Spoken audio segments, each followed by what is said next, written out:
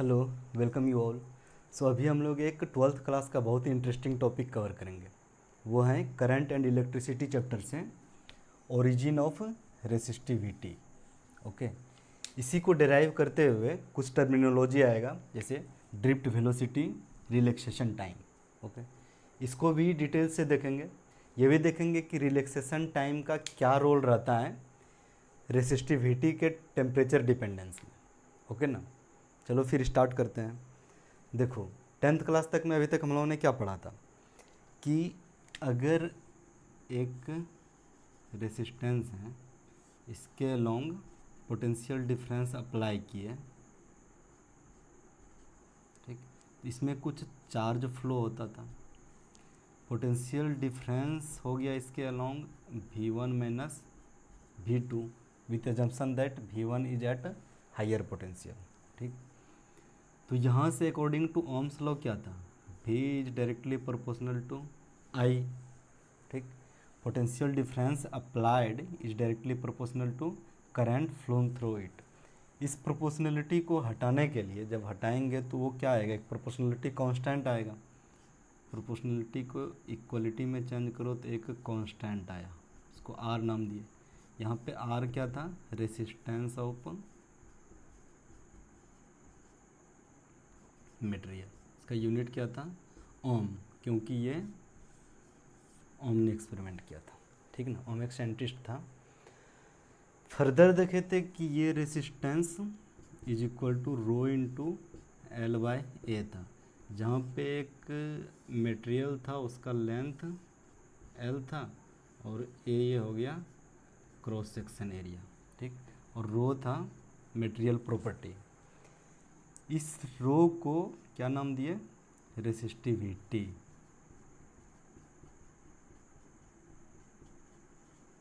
ठीक,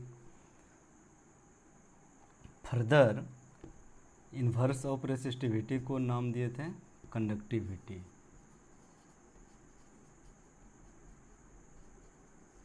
अगर रेसिस्टिविटी बढ़ेगा बहुत तो देखो डिनोमिनेटर में है ना, रेसिस्टिविटी बहुत बढ़ेगा तो कंडक्टिविटी कम होगा, जनरल सी बात है। ओके, तो अभी इस वीडियो में हम लोग देखेंगे कि ये रेसिस्टिविटी, इसका ओरिजिन कैसे होगा। ठीक ना, एक्चुअल में क्या होता है।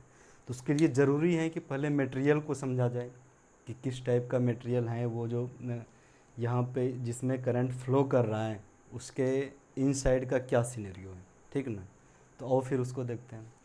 देखो, सबसे पहले ले लो कि इसमें कुछ पोटेंशियल डिफरेंस अप्लाई नहीं किए हैं, जस्ट एक रेसिस्टेंस है। ठीक ना, एक मेटालिक, एक मेटल का पीस ले लो। ठीक, इतना सा ले लिए। अब इसका क्या प्रॉपर्टी है, ये मेटल नहीं तो इसके अंदर में कुछ फ्री इलेक्ट्रॉन्स होगा। ठीक ना, ये सब इलेक्ट्रॉन्स हैं। यहाँ पे 8-10 इलेक्ट्रॉन दिखाए हैं, लेकिन वो मिलियंस में होते हैं, बहुत ज़्यादा होते हैं। ठीक ना, वो तो देख लिया होगा एवोगाड्रो नंबर से कि कितना ज़्यादा इलेक्ट्रॉन्स होता है। इलेक्ट्रॉन्स जब इसमें रहता है, ठीक ना, तो क्या इलेक्ट्रॉन्स ऐसे रहेगा, नहीं, इसमें कुछ थर्मल मोशन होता है। ठीक,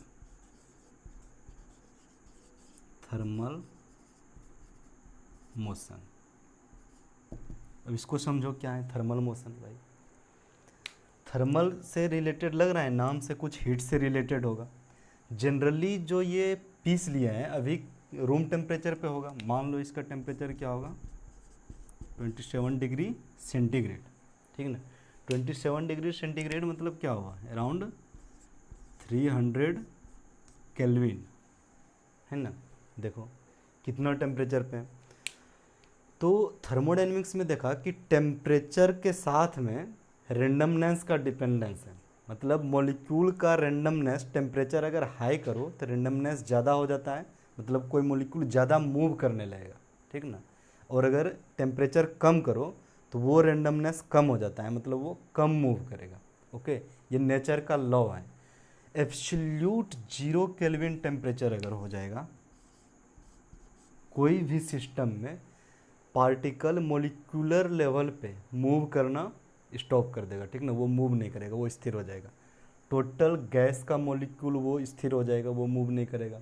ठीक, और पूरा यूनिवर्स में जो भी पार्टिकल ये 0 डिग्री केल्विन पे रहेगा, उसके अंदर का जो मोलिकुलर मूवमेंट रेंडमनेस हमेशा रहता है ना, वो रेंडमनेस जीरो हो जाएगा, मूवमेंट जीरो हो जाएगा। ठीक, तो यहाँ तो ये कुछ रूम टेम्परेचर पे इसका कुछ टेम्परेचर है, तो उसमें क्या होता है, जो फ्री इलेक्ट्रॉन रहता है ना वो इधर उधर मूव करते रहता है। ठीक, जिग जैग मोशन में।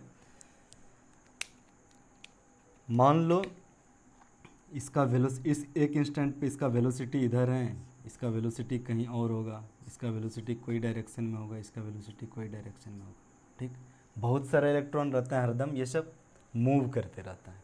ठीक ना, बट तो फिर क्या कहेंगे इसमें, अब देखो चार्ज क्या था, चार्ज था रेट ऑफ फ्लो ऑफ, हाँ करंट क्या था, rate of flow of charge. ठीक, अगर कोई पार्टिकल एरिया से, ठीक, कोई पार्टिकल ये वाला एरिया से अगर स्मॉल टाइम इंटरवल में, ठीक, छोटा सा टाइम इंटरवल में कुछ चार्ज फ्लो करता है, ठीक ना, तो क्या कहते हैं कि इससे कुछ करंट फ्लो हो रहा है, यहाँ से कुछ करंट फ्लो हो रहा है, ये कह देते हैं कि इसमें कुछ करंट आ गया। करंट मतलब ये चार्ज फ्लो हो गया। ये चार्ज, ये करंट क्या था कि जस्ट कोई इंस्टेंट पे, इस इंस्टेंट पे इसमें से कितना चार्ज फ्लो हो रहा है। ठीक ना, कोई इंस्टेंट पे इस पर कितना चार्ज फ्लो हो रहा है उसको करंट कर देती है। तो कुछ टाइम इंटरवल है जिसमें कि यहाँ से इससे टोटल चार्ज फ्लो हुआ है, तो इस टाइम इंटरवल को जीरो कर दो एकदम। ठीक ना, limit delta t tending to zero, ये क्या हो गया, चार्ज अपॉन टाइम। ठीक, ये हो गया rate of flow of charge, इसको कहते हैं करंट। तो ये अपने से इसमें रैंडमनेस के कारण जो इतना मूव कर रहा है, ठीक ना, तो फिर तो इसमें करंट होना चाहिए विदाउट पोटेंशियल डिफरेंस अप्लाई किए। ठीक ना, लेकिन वैसा नहीं होता है। क्यों? क्योंकि कोई भी इंस्टेंट पे, ठीक ना, इसका कोई पार्टिकुलर क्रॉस सेक्शन एरिया लोगे तो जितना फॉरवर्ड मूवमेंट होता है चार्ज का, ठीक, उतना बैकवर्ड मूवमेंट भी होता है कोई भी डायरेक्शन में। मतलब एक पॉइंट पे कोई भी डायरेक्शन में, अगर ये डायरेक्शन ले लो तो इस क्रॉस सेक्शन के लॉन्ग इस हिसाब से जितना इधर इलेक्ट्रॉन फ्लो कर रहा होगा उतना इधर इलेक्ट्रॉन फ्लो कर रहा होगा, ये इस हिसाब से नेचुरली होता है। ठीक ना, इसीलिए इसमें से कोई नेट चार्ज जीरो रहता है। ठीक ना, कोई भी एक पार्टिकुलर क्रॉस सेक्शन पे, पार्टिकुलर पॉइंट पे कभी भी at instant net charge zero रहता है अगर पोटेंशियल डिफरेंस अप्लाई नहीं किया। ये इलेक्ट्रॉन यहाँ पे है तो बहुत सारा हैवी पार्टिकल भी रहता है, आयंस जैसे इसके साथ में फिक्स रहता है। मेटल में आयन मूव नहीं करता है, ठीक, सिर्फ बस इलेक्ट्रॉन मूव करता है। तो आयंस भी हैं यहाँ पे, बहुत हैवी पार्टिकल रहता है। ठीक ना, ये मूव नहीं कर रहे हैं, ये फिक्स है, यहाँ है, यहाँ है, यहाँ है। ठीक, कुछ दिखाए है, बहुत सारा है इसमें। ठीक ना, तो जब इलेक्ट्रॉन मूव करते हैं, ये तो नहीं आराम से मूव कर रहे हैं, कोई दिक्कत नहीं है, एकदम फ्रीली मूव कर रहे हैं, वैसा नहीं होता है। ठीक, वो कोलाइड करता है। ऐसे इधर मूव करना स्टार्ट हुआ तो कोलाइड कर गया, इससे कोलाइड कर गया। ठीक, यहाँ कहीं से आया होगा, पहले इधर से कहीं से आया होगा, इससे कोलाइड किया, फिर इधर चला गया होगा, इससे कोलाइड किया, कहीं इधर चला गया होगा, किसी कोलाइड किया होगा, फिर यहाँ से इलेक्ट्रॉन किसी से आया होगा, इससे कोलाइड किया होगा, इससे आया होगा, ऐसे एक दूसरे से कोलाइड करते रहता है। ठीक ना, और आयन से भी कोलाइड करते रहता है। तो इसमें प्रॉपर्टी देखो, अगर यहाँ से यहाँ तक जाने में इसका वेलोसिटी u1 था, वेलोसिटी जब शो कर रहे हैं तो डायरेक्शन भी शो करना पड़ेगा, ये वाला डायरेक्शन में। ठीक ना, यहाँ से यहाँ तक, अब जिस वेलोसिटी से यहाँ से निकला वही वेलोसिटी से जाएगा। बीच में तो इसको कुछ रोकने वाला कोई है ही नहीं, बाहर से कोई फील्ड लगाए हैं नहीं। यहाँ से कोलिजन के बाद ये वाला वेलोसिटी में गया। ठीक ना, इसको u1 डैश नाम दे दो। ठीक, तो नेचुरली क्या होता है कि इसका स्पीड सेम रहता है, मतलब ये वेलोसिटी का मैग्नीट्यूड सेम रहता है। ठीक, u1 is equal to u1 dash, मतलब ये कोलिजन के बाद भी इसका स्पीड सेम रहता है। इसको कैसे जस्टिफाई करोगे? देखो, काइनेटिक एनर्जी इलेक्ट्रॉन के पास होगा कुछ, ये इलेक्ट्रॉन के पास क्या काइनेटिक एनर्जी होगा, हाफ m और वेलोसिटी स्क्वायर, जो भी इसका वेलोसिटी होगा, ठीक ना। तो ये इसकी स्पीड पे डिपेंड करना है कि इसका स्पीड यहाँ पे क्या है, ठीक। तो अगर कुछ स्पीड चेंज होगा, मतलब काइनेटिक एनर्जी चेंज होगा, यहाँ का काइनेटिक एनर्जी का और यहाँ का काइनेटिक एनर्जी का, और इसका क्या मतलब हुआ कि कोलिजन के टाइम में कुछ लॉस हुआ एनर्जी का, ठीक ना। अगर इस टाइप से एनर्जी लॉस होते रहे तो वो एनर्जी कहाँ से आएगा, इसी सिस्टम से आएगा, और वो एनर्जी क्या है उसके पास, थर्मल एनर्जी है, वो टेम्परेचर के कारण, ठीक ना। तो इसका मतलब क्या है, एनर्जी जब धीरे धीरे लॉस होने लगेगा तो वो टेम्परेचर वो लूज करने लगेगा धीरे धीरे, तो वो तो अपने से ही उसका टेम्परेचर डिक्रीज करने लगेगा, लेकिन ऐसा नहीं होता है, ठीक ना, ऐसा नहीं होता है। इसीलिए वो इससे जस्टिफाई कर सकते हो कि इसका स्पीड सेम रहता है। यहाँ पे जैसे कोलाइड किया इसके साथ में, फिर इधर निकला, दोनों का स्पीड सेम है। डायरेक्शन इसका एक रेंडम डायरेक्शन होता है, पता नहीं कौन सा डायरेक्शन ले, लेकिन डायरेक्शन इस हिसाब से रहता है कि टोटल कोई भी इंस्टेंट पे टोटल चार्ज का जब डायरेक्शन देखोगे तो वो नेट जीरो रहता है, ठीक ना। कहने का मतलब कि अगर नेट वेलोसिटी देखोगे, इसका टोटल चार्ज का सम करोगे वेलोसिटी के मूवमेंट का, ठीक ना, तो वो जीरो आ जाएगा। कहने का मतलब कि u1 vector plus u2 vector, ये क्या हो गया, u2 चार्ज किसी दूसरे मॉलिक्यूल के ये होगा, दूसरे इलेक्ट्रॉन्स के लिए होगा, ठीक। ये थर्ड इलेक्ट्रॉन के लिए होगा, ऐसे ऐसे करके मान लो कि टोटल इलेक्ट्रॉन उसमें n होगा, ठीक। n क्या हो गया, टोटल इलेक्ट्रॉन्स, इसको नोट कर लो, इस कंडक्टर में n है total electrons, total number of electrons, okay. तो यहाँ पे देखोगे कि टोटल का वेलोसिटी जब ऐड करोगे तो नेट इसका जीरो आएगा, ठीक है। इसीलिए उसमें कुछ भी करंट फ्लो नहीं होता, ये कोई भी इंस्टेंट में ये सिनेरियो रहता है इसका, ओके।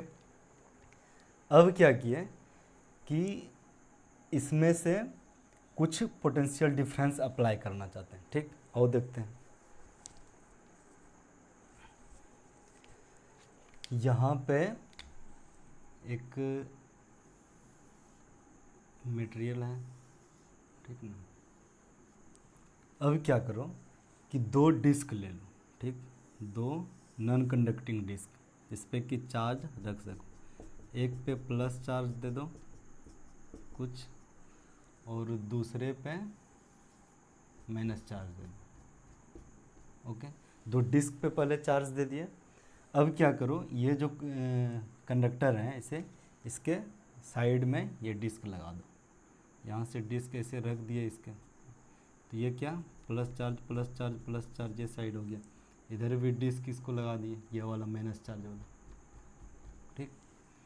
अब देखो सिनेरियो क्या बन रहा है कि अभी अभी लास्ट चैप्टर में पढ़ा इलेक्ट्रोस्टैटिक्स में और कैपेसिटर में भी, कि दो प्लेट जब रहता है, एक के पास प्लस एक के पास माइनस, तो कुछ इलेक्ट्रिक फील्ड आ जाता है पॉजिटिव से नेगेटिव के चार्ज में, ठीक ना।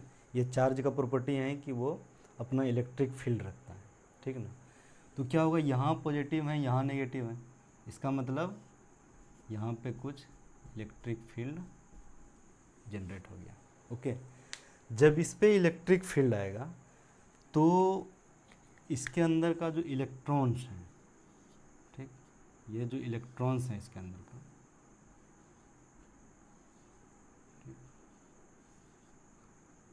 इस पर कुछ फोर्स अप्लाई होगा, ठीक है, इस पर कुछ फोर्स अप्लाई होगा। यहाँ बहुत बड़ा साइज दिखाएं, इतना बड़ा नहीं होता है, ओके।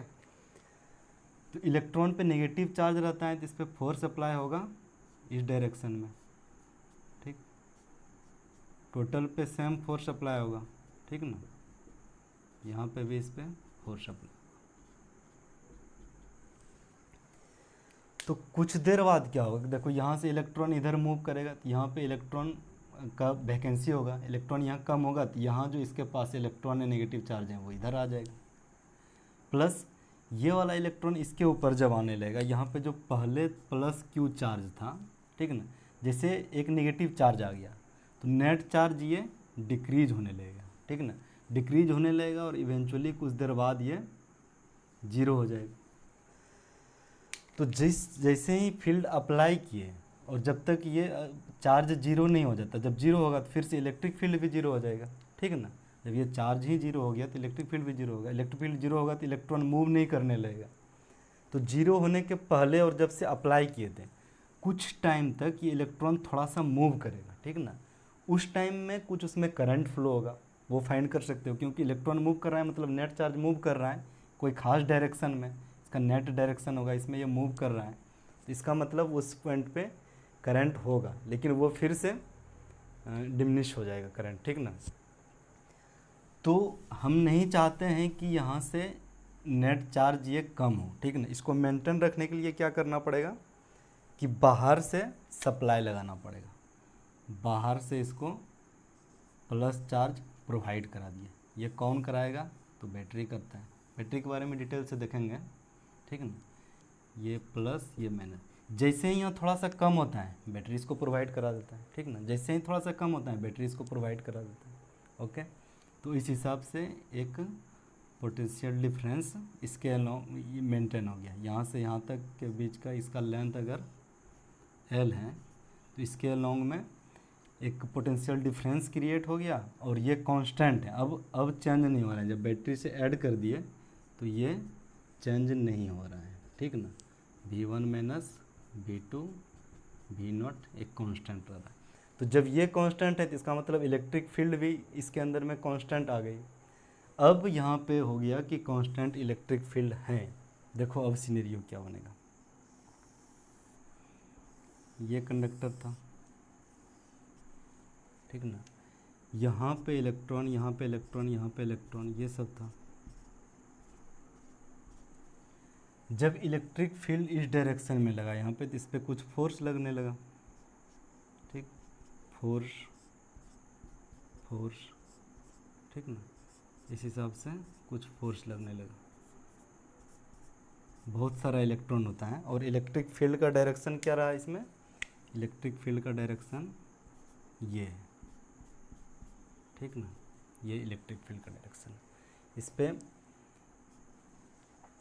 अब देखो यहाँ पे पोटेंशियल डिफरेंस अप्लाइड है इसके अलॉन्ग में, इसका लेंथ है कुछ, ठीक, कुछ क्रॉस सेक्शन एरिया है, इसमें कुछ नंबर्स ऑफ इलेक्ट्रॉन्स हैं, क्या था, n नंबर्स ऑफ इलेक्ट्रॉन्स था, ठीक ना। टोटल इलेक्ट्रॉन्स पे ये फोर्स लगने लगा। अभी देखा था किसी भी एक इंस्टेंट पे, यहाँ पे देखो कि जब इलेक्ट्रिक फील्ड नहीं लगाए थे तो कैसे इलेक्ट्रॉन मूव कर रहा था, यहाँ गया कोलाइड किया, फिर यहाँ गया कोलाइड किया, ऐसे आया, फिर कोलाइड किया, ये यहाँ कोलाइड किया, इस हिसाब से कुछ जा रहा था। वो मान लिए कि इस टाइप से रैंडम मोशन कर रहा है, ठीक ना, बहुत टाइम्स ये कोलाइड किया। तो जिस इंस्टेंट पे ये इलेक्ट्रिक फील्ड अप्लाई किया उसके बाद से कोई भी इंस्टेंट पे जब देखेंगे तो कहीं ना कहीं इलेक्ट्रॉन होगा, ठीक ना। मान लेते हैं कि जब इलेक्ट्रिक फील्ड अप्लाई किए उसके बाद का ये मोशन है, तो अगर नेचुरली ये यहाँ जाता, इलेक्ट्रिक फील्ड के कारण फोर्स इस पे इस डायरेक्शन में लग रहा है, ठीक ना, तो ये क्या होगा कि इसका ये कंपोनेंट जो हॉरिजॉन्टल वेलोसिटी का हॉरिजॉन्टल कंपोनेंट है, ये वाला कंपोनेंट है, ये डिक्रीज हो जाएगा, ठीक, और ये कहीं पे यहाँ पहुँचेगा, वहाँ पहुँचना था लेकिन कहीं पे इधर पहुँच जाएगा। इसमें भी यहाँ पहुँचना था लेकिन कहीं इसका इधर रह जाएगा, ठीक ना। इसमें यहाँ पहुँचना था, इसका इधर हो जाएगा। ऐसे ही ये कुछ मूव करने लगेगा, ठीक ना, ओके।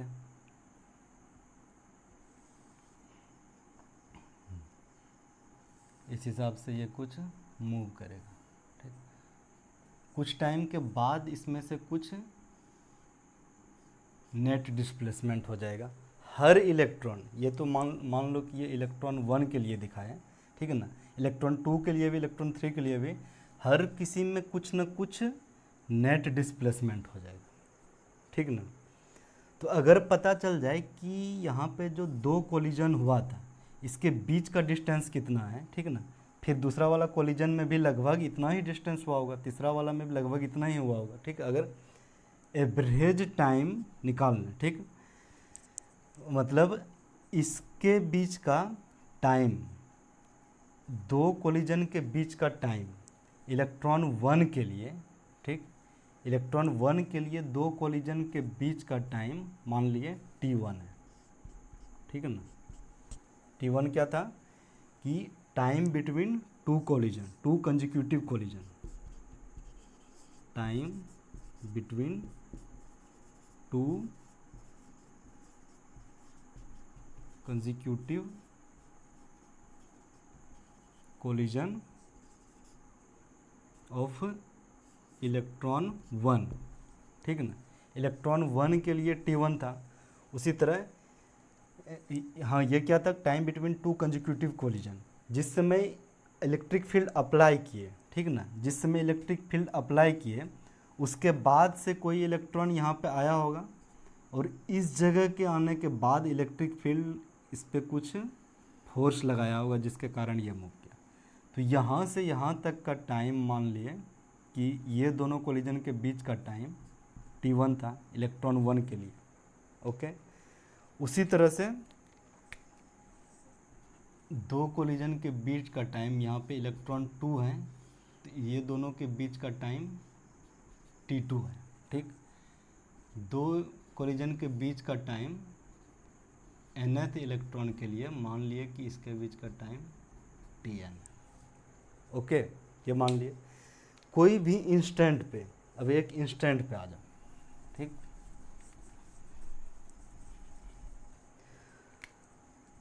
कोलाइड करने के बाद जब फर्स्ट इलेक्ट्रॉन यहाँ से मूव किया होगा इधर की ओर E1, ठीक, इसका कुछ वेलोसिटी होगा U1 होगा ना। इलेक्ट्रॉन 2 इसका भी कुछ वेलोसिटी होगा U2, है ना, ओके। इलेक्ट्रॉन N का भी कुछ वेलोसिटी होगा, मान लिए UN, 2 3 ऐसे करके सबका कुछ ना कुछ वेलोसिटी होगा, ओके। अब इस पे लग गया इलेक्ट्रिक फील्ड लग गया। तो देखो इलेक्ट्रिक फील्ड लग गया, कौन सा डायरेक्शन में लगा है, इस डायरेक्शन में। अभी इधर का और ये x डायरेक्शन मान लो, ठीक ना, y and z direction, y direction इधर और z डायरेक्शन इसके परपेंडिकुलर, क्योंकि ये 3D में है मटेरियल, ठीक ना। यहाँ पे इस पे इलेक्ट्रिक फील्ड लगा दिया, इलेक्ट्रिक फील्ड लगा तो इसमें कुछ फोर्स भी लगेगा, force on electron, force on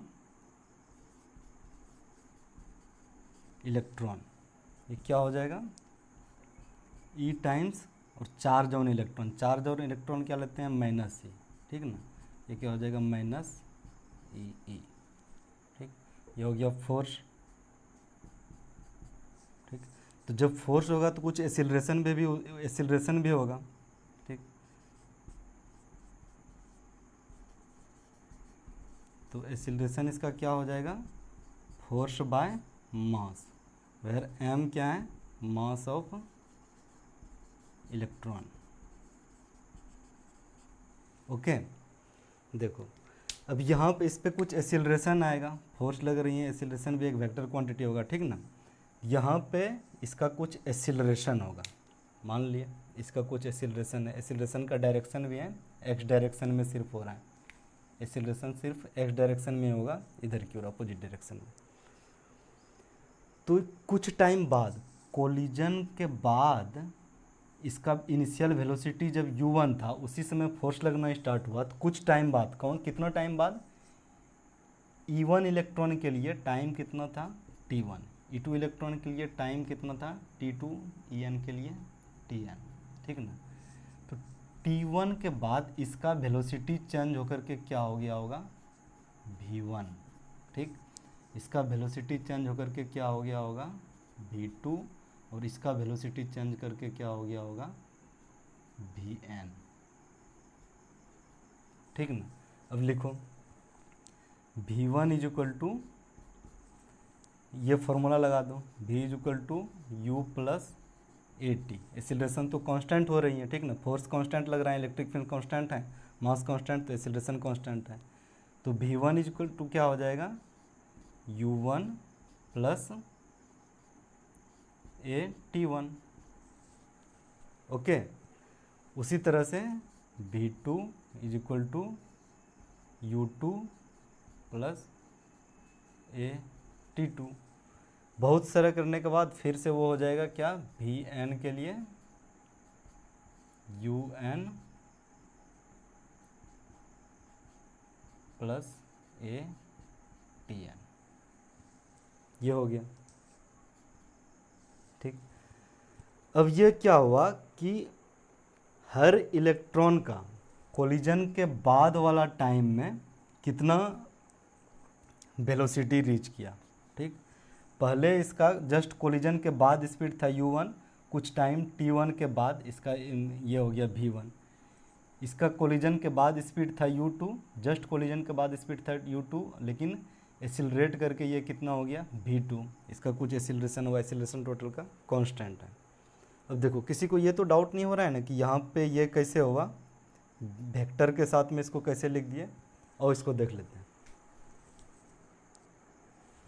देखो पहले था इसका वेलोसिटी u1 का, इलेक्ट्रॉन 1 का वेलोसिटी था u1, मतलब 3 डायमेंशन में देखेंगे तो u1x, u1y, u1g।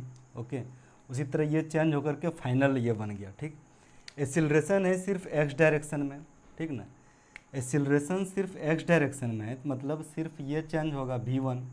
ठीक, यहाँ से देखोगे v1x इक्वल टू क्या हो जाएगा, u1x प्लस AT1। ठीक ना, एक इलेक्ट्रॉन के लिए, बाकी ये सेम रह जाएगा।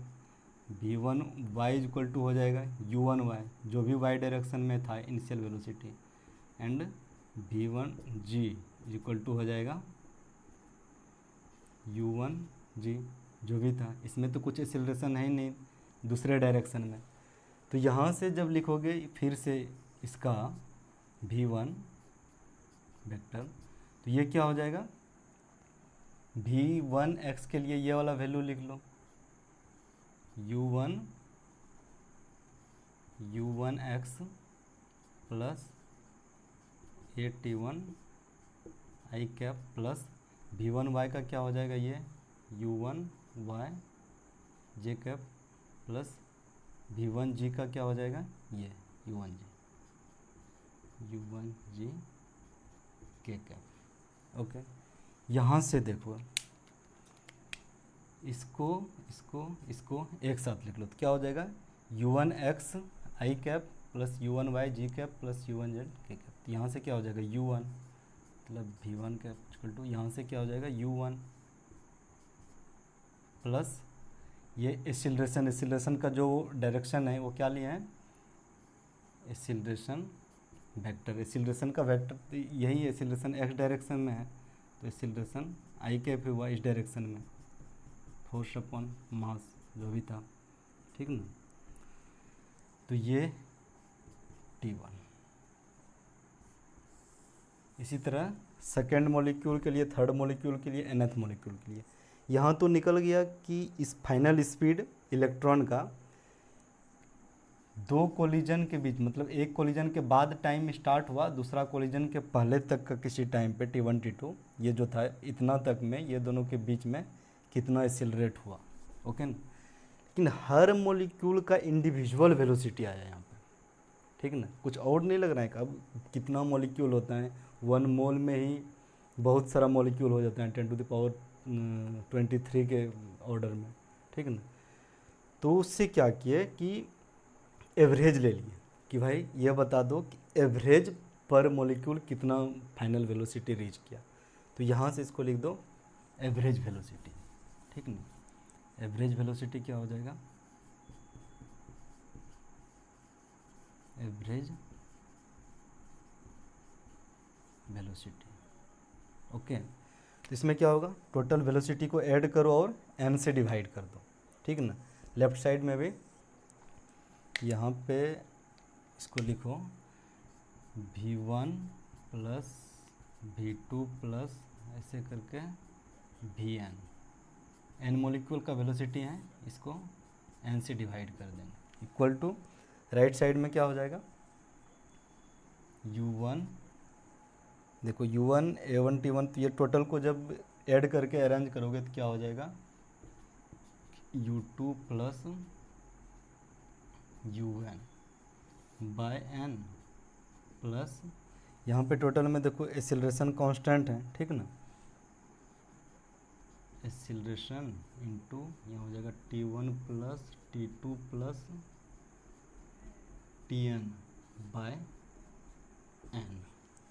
ओके, अब ऑब्जर्व करो, ये तक क्या टोटल इनिशियल वेलोसिटी था ना, जो स्टार्टिंग में हम लोग देखे थे, ये इनिशियल वेलोसिटी क्या था, 0, क्योंकि इनिशियल में कोई करंट फ्लो नहीं हो रहा था। नेट वेलोसिटी टोटल इलेक्ट्रॉन का समेशन करने के बाद 0 था, वहाँ पे लॉजिकली जस्टिफाई किए थे इसको। तो ये टर्म तो 0 हो गया, बच गया ये। यहाँ पे इसको नाम दे दिए ड्रिफ्ट वेलोसिटी, ठीक ना।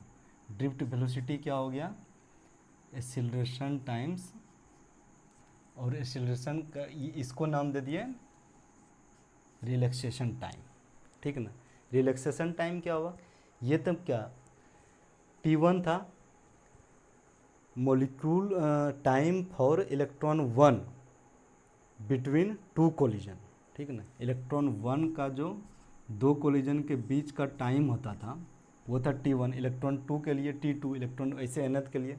तो यहाँ पे ये क्या हो गया, average time between 2 collision of electron, तो ये हो गया relaxation time, average time between 2 collision of electron. और ये ड्रिफ्ट वेलोसिटी क्या हो गया, ठीक, फाइनल वेलोसिटी ऑफ इलेक्ट्रॉन, मतलब एवरेज में, average final velocity of all the electron, ये हो गया ड्रिफ्ट वेलोसिटी। अच्छा, यहाँ पे एक्सीलरेशन है, एक्सीलरेशन का वैल्यू भी रख सकते हो, कहाँ है, हाँ, एक्सीलरेशन क्या आ जाता है, ये यहाँ f का वैल्यू रखो, f का वैल्यू रखो तो क्या आएगा, minus of e by m, ये एक्सीलरेशन था, इसका वैल्यू रख दो। तो यहाँ से क्या आ गया, drift velocity is equal to minus of e by m and relaxation time. Okay, अब इसको फर्दर मूव करते हैं।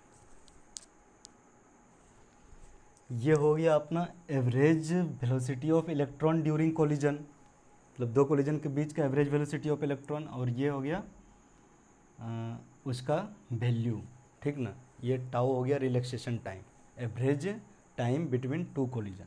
ओके, वी डी यहाँ पे क्या, ई का डायरेक्शन है इधर की ओर, तो माइनस ई का डायरेक्शन क्या होगा, देखो इलेक्ट्रॉन टाउ एम, ये सब तो कुछ डायरेक्शन नहीं है, डायरेक्शन बस ई का है।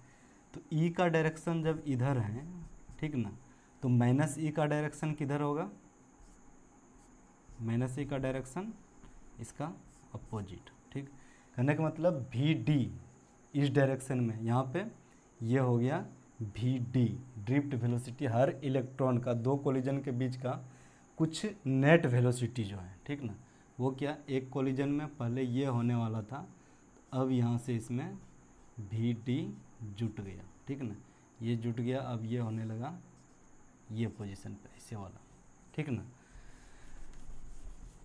तो मैग्नीट्यूड ऑफ ड्रिफ्ट वेलोसिटी क्या हो गया, magnitude of drift velocity is equal to magnitude of electric field e m by relaxation time. Okay, यहाँ तक ये क्लियर है। और ये इस डायरेक्शन में अप्लाई होगा, ये तो पता है। इसके अलोंग में कुछ पोटेंशियल डिफरेंस था, जब बैटरी ऐड किए थे तो कुछ पोटेंशियल डिफरेंस अप्लाई किए थे यहाँ पे, ठीक है ना। ये था भी नॉट, इसका लेंथ एल था। ओके, ये पॉजिटिव टर्मिनल, ये निगेटिव टर्मिनल। यहाँ से देखो, इसके अलोंग अगर पोटेंशियल डिफरेंस अप्लाई किए थे तो एक रिलेशन था, याद करो, minus D V by D R is equal to E, ठीक ना। ई यहाँ पे कांस्टेंट है और आर ये एक्स के डायरेक्शन में है, तो यहाँ से देखोगे तो क्या आ गया, माइनस ऑफ डी वी, अगर इसका V1 है, इसका V2 है, ठीक, और इलेक्ट्रिक फील्ड का डायरेक्शन ये है, तो ये क्या हो जाएगा, final minus initial, V2 minus V1 by total length. ये इलेक्ट्रिक फील्ड कांस्टेंट, जब लेंथ को ऐड करेंगे इंडिविजुअल लेंथ को, इसको जब इंटीग्रेट करोगे तो क्या आ जाएगा L। ओके, इसका लेंथ, ठीक। यहाँ से भी इसको इंटीग्रेट कर सकते हो ऐसे भी, और इसको दिखाते हैं। माइनस ऑफ डी वी क्या हो गया, ई डी आर, इसको इंटीग्रेट कर दो, कहाँ से कहाँ तक, यहाँ से v1 कब, जब r इज इक्वल टू ये वाला ये था, ठीक। ई कांस्टेंट है, ठीक ना, भी ई कांस्टेंट है, तो सिर्फ इस पे हो जाएगा इंटीग्रेशन डी आर मतलब एक छोटा सा स्मॉल लेंथ कहीं पे था, उसको इंटीग्रेट कर दो पूरा एल के लिए, ये क्या हो गया v2 minus v1 is equal to e l, ठीक, नेगेटिव साइन के साथ में। यहाँ से जब देखोगे तो ई इज इक्वल टू आ गया वी नॉट बाय एल, यहाँ पे वी नॉट क्या है, v1 माइनस v2, ओके, एक रिलेशन अपना ये आ गया। तो यहाँ पे इसको भी पुट कर सकते हो, e is equal to v naught by l, और इधर क्या बच गया, ई टाउ बाय एम। देखेंगे अब, देखो यहाँ पे इस क्रॉस सेक्शन पे, ठीक ना, मटेरियल के ये क्रॉस सेक्शन पे, ठीक, हर मॉलिक्यूल का एक एवरेज वेलोसिटी इस डायरेक्शन में क्या आ गया, वी डी, ड्रिफ्ट वेलोसिटी, ठीक। ये ड्रिफ्ट वेलोसिटी देख लो, हाँ ये था। तो ड्रिफ्ट वेलोसिटी क्या टाइम का फंक्शन है, नहीं, ये collision between two molecule, average collision between two molecule, ये मटेरियल का अपना मैटर है, ठीक ना, वो टेम्परेचर के ऊपर डिपेंड करता है कि अगर रेंडमनेस बहुत बढ़ा तो टाइम बिटवीन टू कोलिजन घट जाएगा, अगर रेंडमनेस बहुत कम हुआ, मतलब टेम्परेचर अगर कम हुआ, तो ये टाइम टू कोलिजन बढ़ जाएगा, ठीक ना, ये मटेरियल का अपना है। ऐसा नहीं होगा ना कि मतलब अगर 10 am में कुछ वी है तो 10:30 am में वी चेंज हो जाएगा, ऐसा नहीं होगा, ठीक। सेम पोटेंशियल डिफरेंस, हाँ, फिर अगर ई चेंज करोगे, अप्लाइड पोटेंशियल डिफरेंस चेंज करोगे, तब ये वी चेंज हो जाएगा। वैसे ये इंडिपेंडेंट ऑफ टाइम है, ठीक है ना, ये क्या है, independent of time, independent of time. ये जो टाउ है रिलैक्सेशन टाइम, ये मटेरियल का अपना प्रॉपर्टी है, ये फिक्स रहता है कि कोलिजन वो किस हिसाब से करेगा, और वो डिपेंड करता है कि उसका टेम्परेचर क्या है, ठीक ना। तो यहाँ पे देखो, अब इलेक्ट्रिक फील्ड अप्लाई करने के बाद कुछ मूव कर रहा है ये क्रॉस सेक्शन से, अब करंट पे आते हैं, ठीक ना। अगर इसका एन, ठीक ना, ये क्या है, number of electron per unit volume,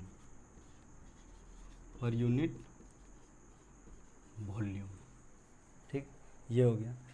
अब देखो वी डी है, इसका अगर क्रॉस सेक्शन एरिया ए है, ये मटेरियल का क्रॉस सेक्शन एरिया ए है, तो डेल्टा टाइम में, आफ्टर टाइम इन लिख दो, इन टाइम डेल्टा टी, ठीक, टाइम डेल्टा टी में इस पर कितना चार्ज फ्लो होगा, चार्ज फ्लो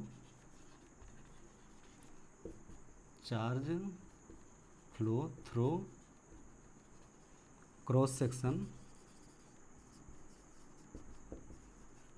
क्या था, cross section is delta Q, कुछ मान लो डेल्टा क्यू चार्ज फ्लो है, तो ये डेल्टा क्यू का क्या वैल्यू होगा, ठीक, वॉल्यूम, ये वेडी क्या हुआ, ड्रिफ्ट वेलोसिटी इनटू एरिया, तो ये वॉल्यूम फ्लो हो गया, ड्रिफ्ट वेलोसिटी इनटू एरिया, ये इसका वॉल्यूम फ्लो हो गया।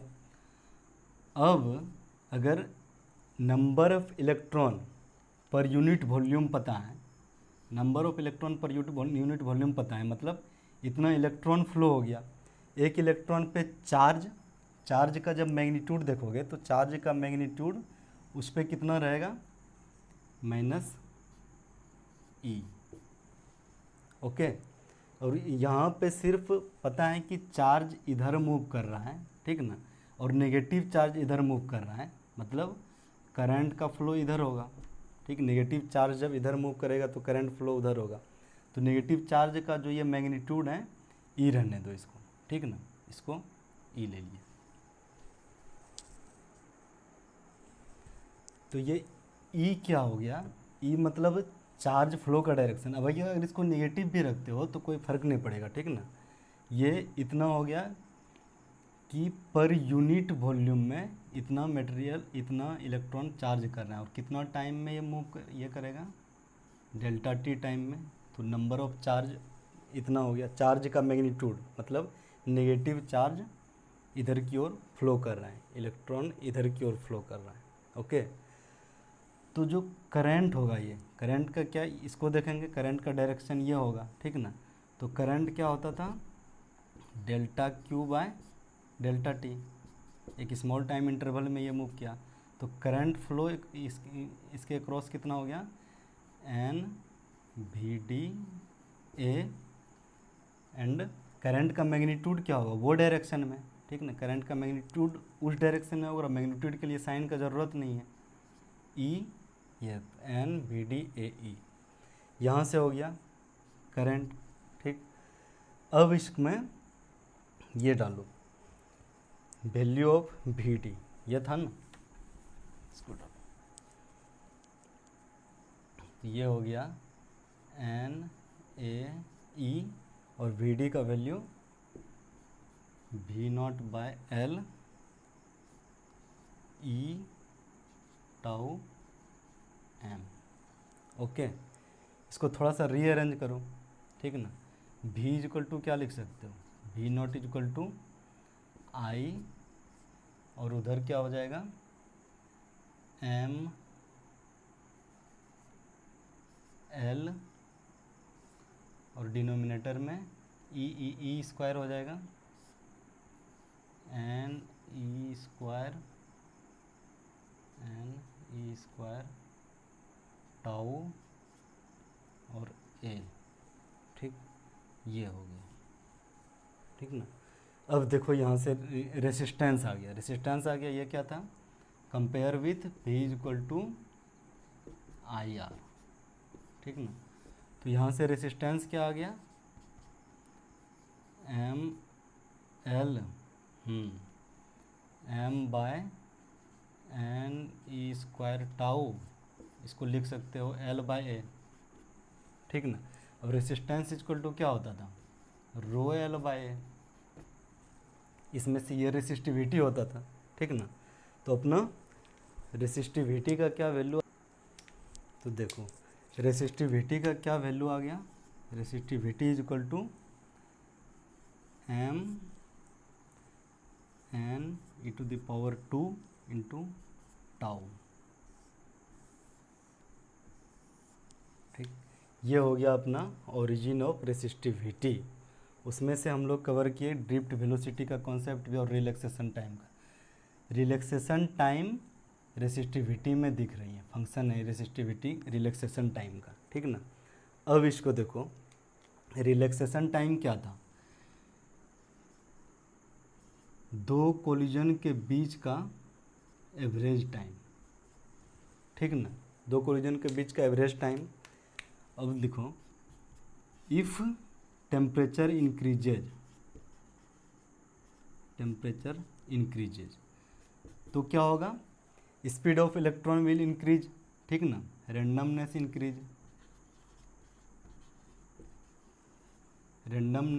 इंक्रीज, या फिर इसको क्या कर सकते हो, स्पीड ऑफ इलेक्ट्रॉन्स इंक्रीज, ठीक ना। स्पीड ऑफ इलेक्ट्रॉन इंक्रीज करेगा, जब स्पीड इंक्रीज करेगा तो यहाँ से जल्दी कोलाइड कर जाएगा ये, ठीक ना। तो उससे क्या हो जाएगा, रिलैक्सेशन टाइम डिक्रीज, ठीक ना। अब रिलैक्सेशन टाइम जब डिक्रीज करेगा तो यहाँ से क्या हो जाएगा, इसमें देख लो रिलैक्सेशन टाइम नीचे में कम हो रहा है, जब डिनोमिनेटर कम होगा तो क्या हो जाएगा, रेसिस्टिविटी इंक्रीज करेगा, ठीक ना। इसीलिए वो देखते हैं कि एज इफ़, ये क्या था, ओमिक मटेरियल के लिए, ओमिक रेसिस्टेंस के लिए, ठीक ना, इफ़ टेम्परेचर इंक्रीजेज, तो वो क्या था, रेसिस्टिविटी इंक्रीजेज। इसमें ये कुछ रेंज के लिए लीनियर था, ठीक ना, कि लीनियर किस हिसाब से, अगर थोड़ा सा इंक्रीज हुआ इसमें से रेसिस्टेंस में, थोड़ा सा इंक्रीज करो टेम्परेचर में डेल्टा टी, ठीक ना, तो उससे क्या हो जाएगा, रो प्लस इसमें इंक्रीज हो जाएगा डेल्टा रो, रेसिस्टिविटी थोड़ा सा इंक्रीज करेगा, ठीक ना। और उसमें क्या था, हाँ, ये एक टेम्परेचर पे कुछ था इसका रेसिस्टिविटी। तो जब यहाँ पे देखते थे कि टोटल फाइनल रेसिस्टिविटी ये क्या था कि एक वो था ना टेम्परेचर के साथ में rho into 1 plus alpha delta T, ये था फाइनल, मतलब ये इनिशियल रो था और ये फाइनल था। कहने का मतलब कि ये rho equal to rho not plus rho not alpha delta T, ठीक ना। यहाँ से जब ये देखोगे रो माइनस रो नॉट मतलब delta rho is equal to initial value alpha delta T. तो ये जो चेंज था ये डायरेक्टली प्रोपोर्शनल था चेंज इन टेम्परेचर का, ठीक। अब चेंज इन टेम्परेचर केल्विन में लो सेल्सियस में लो, बात तो बराबर होता है। तो इस हिसाब से जो है ना रेसिस्टिविटी रिलैक्सेशन टाइम पे भी डिपेंड करता था। उसी में से जब टेम्परेचर इंक्रीज करेगा तो बस टोटल चीज़ अपोजिट कर दो, टेम्परेचर इंक्रीज करेगा, रेंडमनेस इंक्रीज होगा, मतलब स्पीड डिक्रीज होगा, ठीक ना, ये डिक्रीज होगा, ये भी डिक्रीज होगा, रिलैक्सेशन टाइम बढ़ जाएगा, रिलैक्सेशन टाइम बढ़ जाएगा तो रेसिस्टिविटी घट जाएगा, ठीक। जब 0 केल्विन के करीब पहुंचने लगे तो रेसिस्टिविटी बहुत ज़्यादा ये मतलब घट के ये भी 0 होने लगता है, ठीक ना, ये हिसाब। इसलिए लो टेम्परेचर पे ज़्यादा प्रॉफिट होता है अप्लायंस ये अब यूज करने में, ठीक ना। ये ओमिक के लिए था। कुछ ऐसा मटेरियल भी होता है जैसे सेमीकंडक्टर सब, जिसमें से डिफरेंट इसका नेचर होता है, ओके। तो ठीक था, यहाँ पे कवर हो गया कि रेसिस्टिविटी कहाँ से आई। Okay, thank you.